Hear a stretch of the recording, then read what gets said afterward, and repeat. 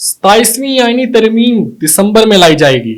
कौमी असम्बली की मुद्दत 6 साल तक बढ़ा दी जाएगी। नए जजेस तैनात किए जाएंगे। मलिक रियाज ने बहरिया टाउन को बंद करने का ऐलान कर दिया। अस्सलाम वालेकुम नाजरीन, आप देख रहे हैं दी ओपिनियन और मैं आपका होस्ट अब्दुल्ला इजाज। ताज़ा तरीन खबरों और करंट अफेयर्स को जानने के लिए हमारे चैनल को लाइक करें, सब्सक्राइब करें और बेल आइकन का बटन दबाना मत भूलिएगा।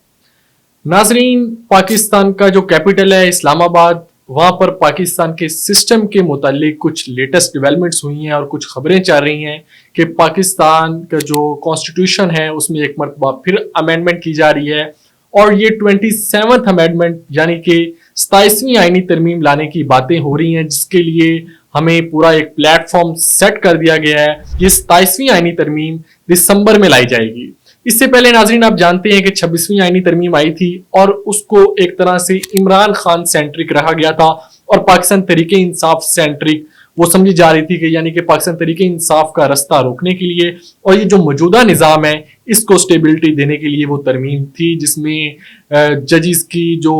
मुद्दत थी उसमें भी तब्दीलियां हुई, कॉन्स्टिट्यूशनल बेंच बना, लेकिन बहुत सारी चीजें थी वो जो उस आईनी तरमीम में नहीं हो सकी थी। वो इस वजह से नहीं हो सकी थी क्योंकि मौलाना फजलुर रहमान साहब की जो पोजीशन थी उनके वोटों की जरूरत थी और उनके वोट्स के साथ ही वो अमेंडमेंट करवाई गई थी, जिस पर फिर मौलाना फजलुर रहमान साहब एक ड्राफ्ट लेकर आए थे। उस ड्राफ्ट की बुनियाद पर वो अमेंडमेंट की गई थी। जो हुकूमत पाकिस्तान पीपल्स पार्टी और पाकिस्तान मुस्लिम लीग नून का ड्राफ्ट था उसे रिजेक्ट कर दिया गया था। अब खबर यह है कि 27वीं आईनी तरमीम, क्योंकि अब कौमी असम्बली में वो मखसूस नशिस्तों के केस के बाद और सेनेट में ये जो गंडापुर साहब ने हुकूमत के साथ एक इत्तेहाद किया है और सीट एडजस्टमेंट की है, 5 सीटें प्लेट में रख के जिस तरह हुकूमत को दी हैं, उसके बाद अब दोनों ऐवानों में जो 2/3 अक्सरियत है और वो गोल्डन नंबर है वो अब हुकूमत को हासिल हो चुका है और वो जो भी तरमीम लाना चाहें उसके लिए उनको इतनी मुश्किल नहीं होगी। अब जो 27वीं आईनी तरमीम के खदोखाल हैं वो अगर देखें तो 4 से 5 मेजर चीजें हैं जिनको तब्दील करने की बात की जा रही है और ये जो तरमीम है इसमें सिर्फ इमरान खान या पाकिस्तान तरीके इंसाफ के बारे में नहीं बल्कि ओवरऑल जो पाकिस्तान का एक सिस्टम है उसमें चेंजेस लाने की बात की जा रही है। सबसे पहले तो जुडिशरी की बात करें तो ये खबर है कि इस तरमीम के तहत जो एक कॉन्स्टिट्यूशनल बेंच पहले बना था, अब कॉन्स्टिट्यूशनल बेंच की बजाय एक कॉन्स्टिट्यूशनल कोर्ट ही बना दी जाएगी जो आईनी मुकदमात को देखेगी और इनमें जो जजेस अपॉइंट होंगे उनकी जो एज है उसको भी बढ़ा दी जाएगी और जो उनकी एज लिमिट है उसमें इजाफा कर दिया जाएगा।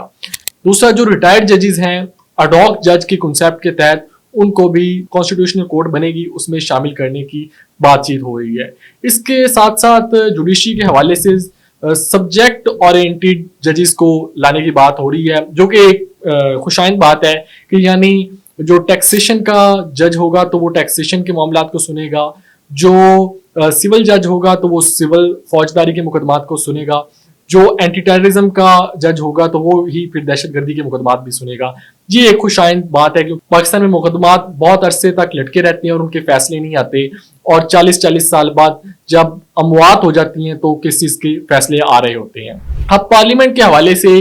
जो चेंज की जा सकती है वो एक तो मौजूदा जो असम्बली है इसका टेंड्योर 5 साल से बढ़ाकर 6 साल तक करने की बात की जा रही है। जैसे सेनेट के अंदर 6 साल की मुद्दत है, इसी तरह कौमी असम्बली की मुद्दत भी 6 साल करने की बात की जा रही है। उसके साथ साथ एक निगरान सेटअप जो कि इलेक्शन से पहले कायम होता है और वो 3 महीने तक 90 दिन तक निगरान सेटअप रहता है और वो सेटअप इलेक्शन करवा के जाता है। अब इस निगरान सेटअप को भी खत्म करने की बात हो रही है और उस वक्त की हुकूमत ही इलेक्शन करवाएगी जैसे कि इंडिया में भी होता है और डिफरेंट कंट्रीज में होता है। ये जो निगरान का सेटअप है ये सिर्फ बांग्लादेश में, पाकिस्तान में और अफ्रीकन कंट्रीज में है कि जो इलेक्शन है उनको ट्रांसपेरेंट किया जाए, लेकिन वो निगरान सेटअप भी हुकूमत की स्वाबदी पर ही बनता है और जितने भी निगरान सेटअप आए हैं वो डिसाइडेड होते हैं कि वो इलेक्शन को किस तरफ ले जाएंगे। इसी वजह से 2013 का आप इलेक्शन उठा लें, 18 का उठा लें, 24 का उठा लें, कोई फेयर तो हुआ नहीं। तो निगरान सेटअप जो पाकिस्तान में कोई इतना ज्यादा फायदेमंद है भी नहीं, तो अब उसको खत्म करके आप किस्सा ही खत्म कर रहे हैं कि जो हुकूमत होगी वो अपने ही टेंड्योर के अंदर इलेक्शंस करवाकर नई हुकूमत बनवाकर जाएगी। इसके साथ साथ जो मिनरल्स पर एक नेशनल पॉलिसी लाई जा रही है जो स्पेशली केपीके में और बलूचिस्तान में बहुत ज़्यादा मसाइल होते हैं मिनरल्स पर और जो लोकल आबादी है वो उठ खड़ी होती है वफाक इसका सारा किस्सा ही खत्म करना चाह रही है और वो चाह रही है कि एक फेडरल पॉलिसी, नेशनल पॉलिसी हो, उसके तहत मिनरल्स को ले लिया जाए और जो वो लोकल आवाजें उठती हैं तो उनको एक स्टेट को रिजिलियंस आती है उसको भी वो खत्म करना चाह रहे हैं। अब इसके साथ नेशनल फाइनेंस कमीशन में भी तब्दीली की बाज़गश्त है, जैसे कि पंजाब और सिंध जो कि ज़्यादा इसके फ़ायदेमंद होते हैं, लेकिन अगर एनएफसी में तब्दीली की जाती है तो पंजाब में तो वैसे ही मरियम नवाज शरीफ है, पाकिस्तान मुस्लिम लीग नून की गवर्नमेंट है, तो इतना ज़्यादा रिटेलिएशन नहीं आएगी। सिंध का है कि पाकिस्तान पीपल्स पार्टी क्या एनएफसी में तब्दीलियों के हक में होगी या नहीं होगी। मेन मकसद जो 27वीं आईनी तरमीम का है वो यही है कि जो कि सूबाई खुद मुख्तियारी है उसको थोड़ा सा कम किया जाए, जो 18th अमेंडमेंट के बाद दी गई थी, और एक फेडरल कैपिटल सिस्टम लाया जाए और जिसमें वफाक को मजबूत करने की कोशिश की जा रही है और जो सिस्टम एग्जिस्ट करता है इसको मजीद मजबूत किया जाए और एक वफाकी हुकूमत के ज़ेरे साए ये सिस्टम चलाया जाए। ये तो जो 27वीं आईनी तरमीम है और ये लाई कब जाएगी, ये अगर हम सारे डॉट्स को आपस में मिलाएं तो ये तरमीम जिस तरह ये अभी सेनेट के इलेक्शन हुए हैं केपीके में और इस इलेक्शन में 5 सीट्स लेकर सेनेट सिक्योर हो गया है, उसके बाद अब नवंबर में बार के इलेक्शंस होने जा रहे हैं। अब वो बार के इलेक्शंस करवा कर और वहां पर भी जो हुकूमती नुमाइंदे हैं यानी कि पाकिस्तान मुस्लिम लीग नून और पाकिस्तान पीपल्स पार्टी के जो रिप्रेजेंटेटिव्स हैं उनको बार के इलेक्शंस में जितवाने की भरपूर कोशिश की जाएगी, तो ही ये दिसंबर में फिर ये तरमीम करवाई जाएगी ताकि जो एक रेजिलियंस आ सकती है। मलिक रियाज साहब ने एक ट्वीट किया है और बहरिया टाउन को वो खत्म करने जा रहे हैं। आपको ट्वीट सुनाते हैं। नाजरीन, वो लिखते हैं कि मेरी जान से अजीज पाकिस्तानी भाइयों बहनों, मैं आज इंतहाई अफसोस और कर्ब के साथ ये आगाह करना चाहता हूँ कि गुज़श्ता चंद माह के दौरान हुकूमती इदारों की जानिब से बेदरा बेमिसाल दबाव, दर्जनों स्टाफ अरकान की गिरफ्तारियां, कंपनी को तमाम बैंक अकाउंट्स को मुंजमिद, अमले की गाड़ियों को जब्त और दीगर सख्त इकदाम के बायस बहरिया टाउन का मुल्क भर में ऑपरेशन शदीद तौर पर मफलूज हो चुका है। हमारी रकूम की रवानी मुकम्मल तौर पर तबाह हो चुकी है, रोजमर्रा की सर्विसेज फराम करना नामुमकिन हो गया है और हम अपने देशों हजारों स्टाफ की तनख्वाहों अदा करने के काबिल नहीं रहे और हालात जहां तक पहुंच चुके हैं कि हम पाकिस्तान भर में बहरिया टाउन की सरगर्मियां मुकम्मल तौर पर बंद करने का सोच रहे हैं। नाजरीन, आप जैसा कि जानते हैं कि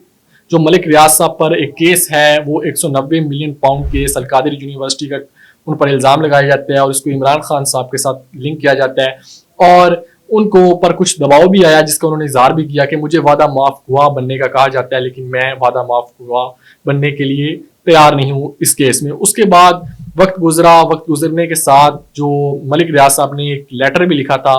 फील्ड मार्शल आसिम मुनीर साहब को कि एक माफ़ी नामा उन्होंने लिखा था कि मुझे आप इजाज़त दें और मैं दोबारा आकर पाकिस्तान में काम शुरू कर सकूं। इस ट्वीट के बाद ये जाहिर होता है कि कोई उनकी बात बन नहीं सकी, जिसके बायस अब वो एक इमोशनल ब्लैकमेल कर रहे हैं कि हज़ारों लोगों का पैसा लगा हुआ है, हज़ारों कंपनी के मुलाजमीन हैं, तो लिहाजा अगर आप इसी तरह का रवैया अपनाएंगे तो फिर मैं बहरिया टाउन बंद कर देता हूँ, जिससे आपकी मुआशरत को नुकसान होगा। एक तरह से वो ब्लैकमेल करने की कोशिश कर रहे हैं मौजूदा सेटअप को।